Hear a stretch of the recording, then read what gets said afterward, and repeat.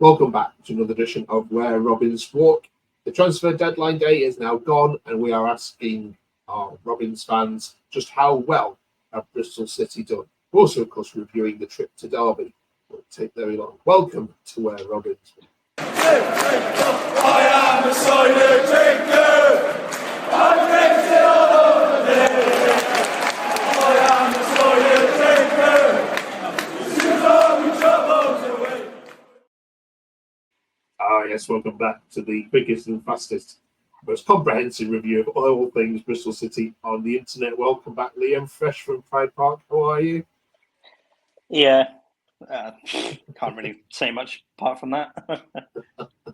We'll get into all that in a second. Also, this week we're looking at the fixtures to come for Bristol City and looking at how many points we think we will get. We're also talking about the transfer window and looking at the spendings, the ins and the outs of all things Bristol City. So we'll get into all that in a second. Also, this week we are going to be asking you for your best or your worst or best away day experiences.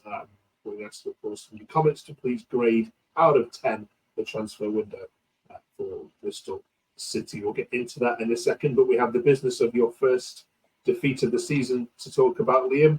How did you see it? Was it a tactical mess from the beginning? I think Manning got it completely wrong yesterday. We're just too exposed down the left-hand side. Looks like you want Twine to come in off the left to invert left Pring with masses of space in front of him to cover, and it was all over the place. The scary thing is it could have been a lot more than three. For one throw, O'Leary goal and the post. I think they hit the post 2 or 3 times as well, and it was just dreadful. It's come as a surprise, hasn't it? I think to most Bristol City fans, given the start that you've made. But Twine is a left winger, is he? I think is that what we've learned from that game? Or did we know that before? I think he has obviously played there before, but I think his position it's definitely in the 10 off the front man. You can see putting him on the left. It's a bit like when Mehmeti plays out there. He always wants to come inside, then never goes down the outside, and obviously it just narrows the pitch down. And obviously, if you want Pring to get forward, then obviously someone's got to cover the space he's in. And Twine he needs to play in the 10 for me, definitely. You mentioned O'Leary there again. Did you fault him for any of the goals or? No, not at all. No, not at all. First one, corner was half cleared. The lad took a shot through, 6 or 7 bodies. Why one of them didn't close them down is beyond me. So no, I can't fault Max for that one. The second one, again, 4 or 5 players around Jackson before it, just let him turn in the area, put it in the top corner. And then the third goal was a deflection. He made the initial save, and then the lad had a shot, and I think it deflected off Knight into the back of the net. It completely changed the direction of the ball. So, no, not for me, not at all. Okay. Here's some takes from social media on Rate My Take, and if you're a Bristol City fan, we'd love you to comment on it. So put Rate My Take as a hashtag. Afterwards, we'll get Liam and the team to review them on here. Here's some of the best and worst of what wasn't a very complimentary set of comments.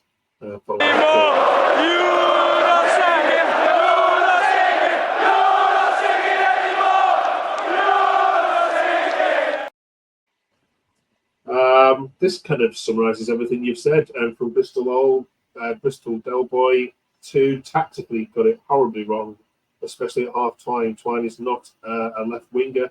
A lack of cover for Pringles, crystal clear. Bird is not a number 10. Naismith cannot play in centre-back as a 2.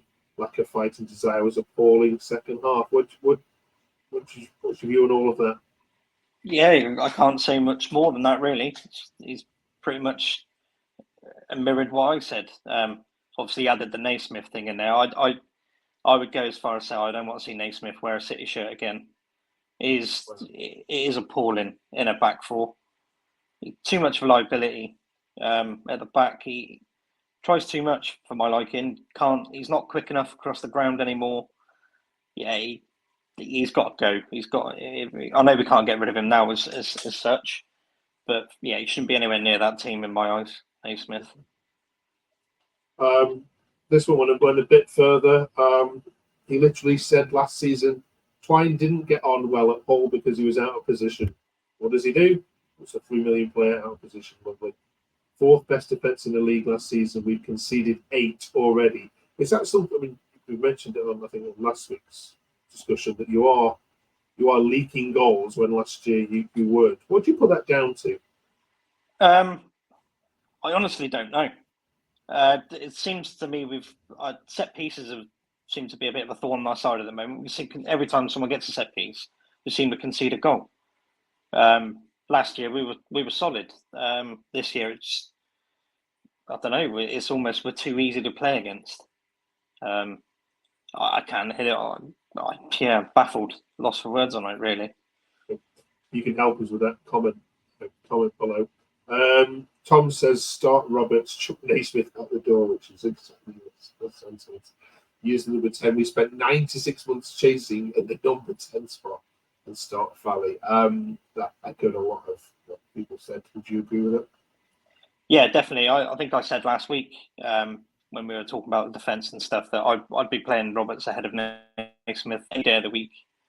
I think the only way Naismith works if we play a back three, but even then I think he goes missing.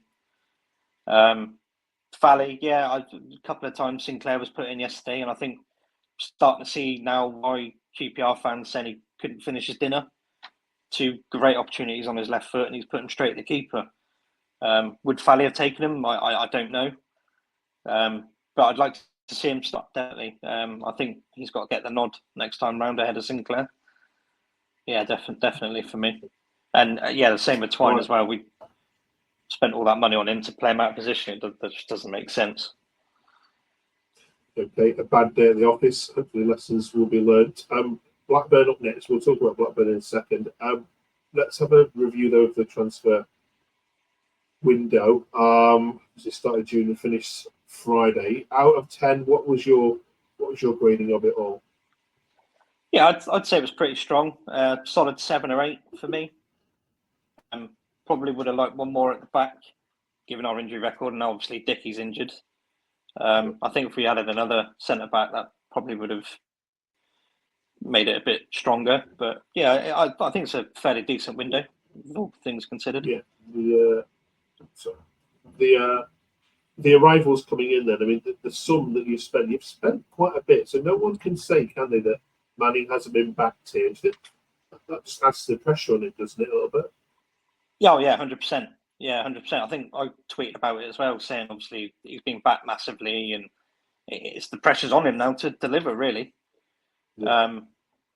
If he keeps setting up tactically like he did yesterday, we got no chance. But hopefully it was just a blip.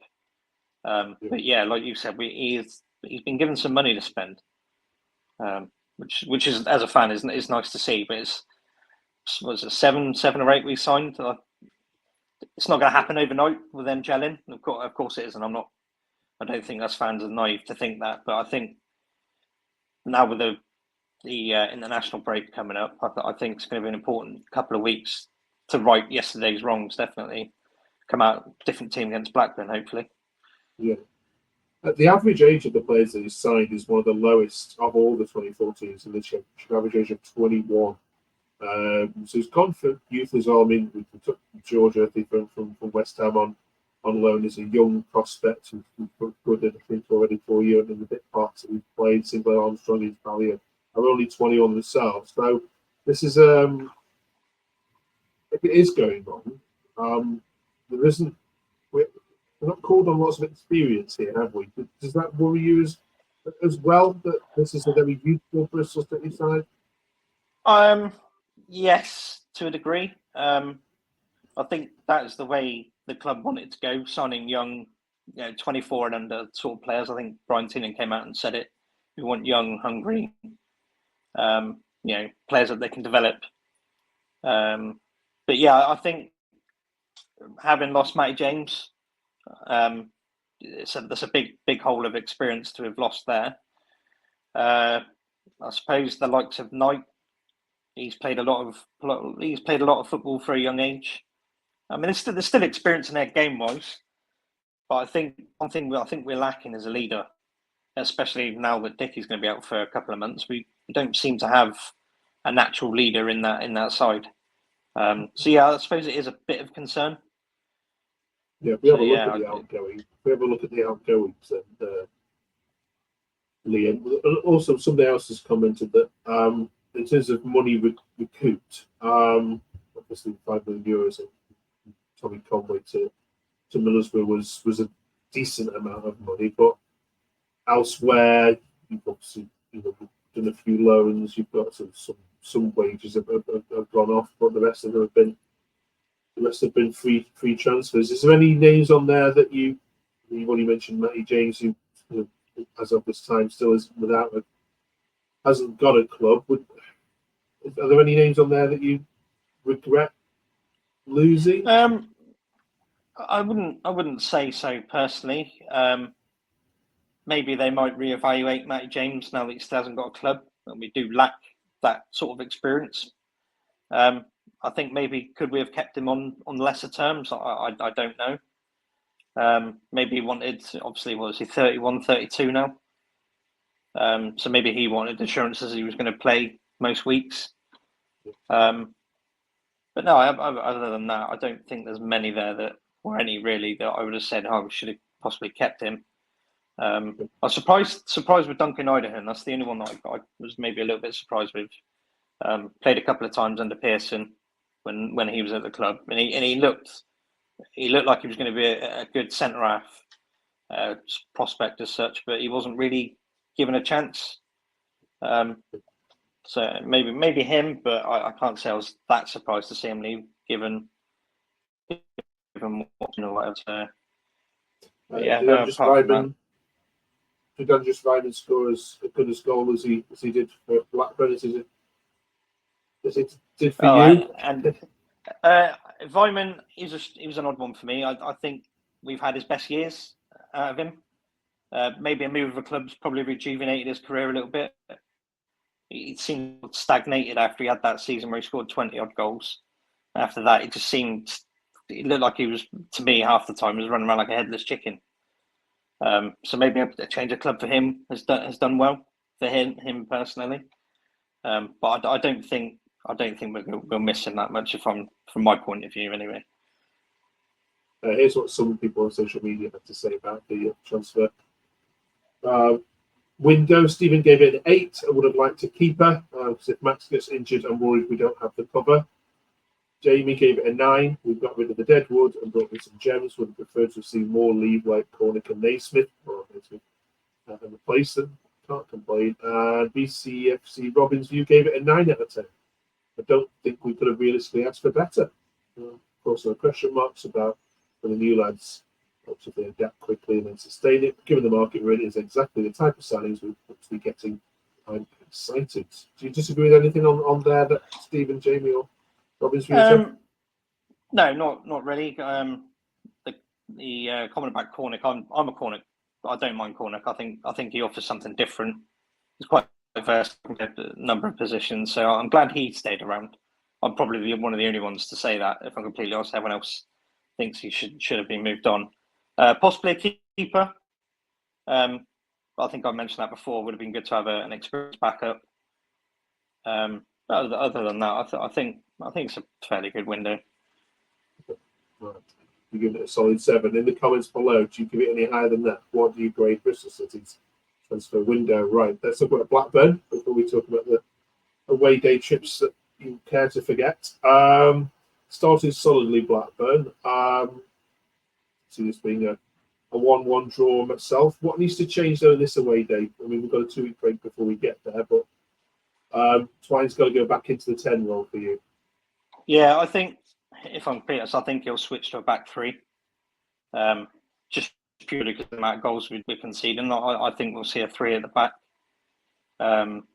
He did flirt with it quite often last season.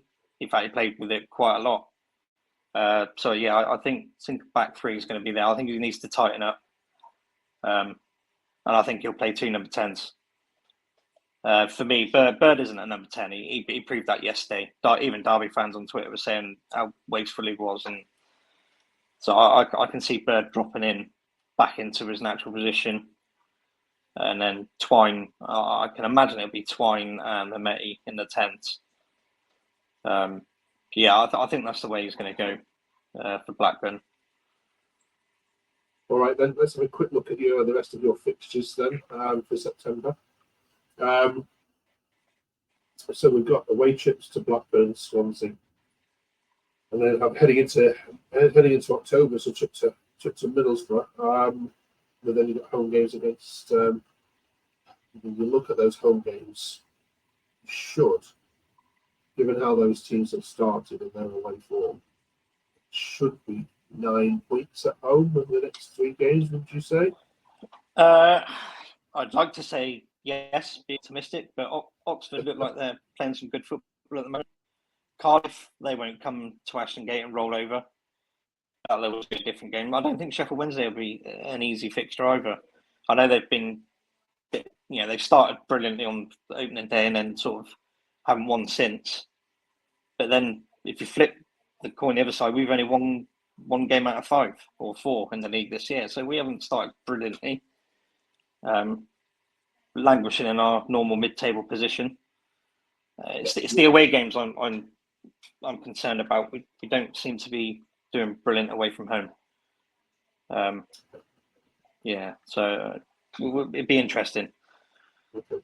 Still very early to tell, isn't it? So I'm sure once the new boys settle in and they find some rhythm and look at an understanding of each other, and things may improve. I mean, lots of people have predicted good things for Bristol City, haven't they, since including ourselves. So I don't understand. Yeah, it's hopefully it happens sooner rather than later. That's for sure. Don't want to get too carried away with how. I mean, I know we've played well. We've played. We had a spell even yesterday, 20 minutes. The first half after they scored, we were still in the ascendancy. Well, if we'd have taken our chances, it might have been a different game. But we've got to be more ruthless up front for sure. Right, just to finish off with then, this week we're asking you for your worst away day trip memories. Liam, what's the worst that you can remember as a Bristol City fan? I know it's quite recent. Stoke away last game of the season. I know it was last game, nothing to play for, but to be rolled over 4-0 wasn't great.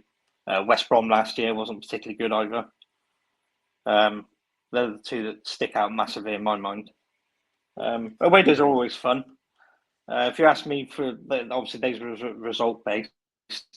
If you ask me experience, Peterborough a couple of years ago wasn't a great experience. We won 3-2, but with rain all day and quite a weird little setup they had. I thought they had a weird setup at Peterborough. Turn us, you can't have milk with our coffee, but can with our tea. It was really, really weird. But yeah, so there's been a few to name, obviously, but performance-wise, most recent was Stoke and West Brom last season. It was terrible. Cardiff as well.